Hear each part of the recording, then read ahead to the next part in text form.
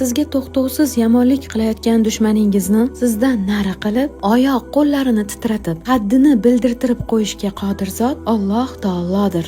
Dushmaningizni sizdan nari qilish uchun izohlarda quvvatli ta'sirga ega bo'lgan duo vir tartibini yozib qoldirdik, qo'shimcha eslatma sifatida. Shuni unutmangki, siz mazlumsiz. Mazlumlik esa Haq taolo tomonidan berilgan duolaringizni hech qanday pardalarsiz ijobat qilinadigan buyuk maqom ustida turibsiz. Undan tabiiyki foydalanib qoling. Haq taolo mazlumimning menga qilayotgan duosidan qo'rq.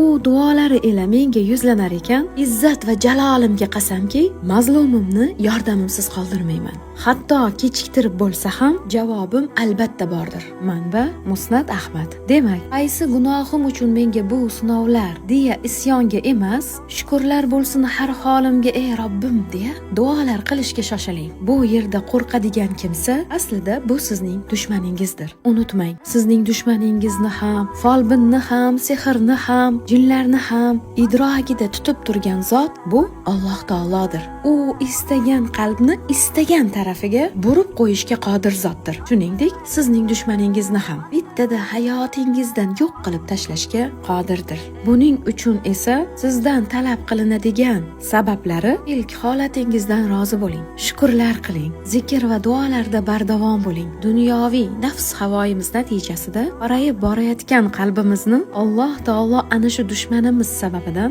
bizni poklamoqda. Sinovlar gunohlarimizga inshaalloh kafforat bo'lmoqda. Shunday ekan, shukrlar bo'lsin har holimizga.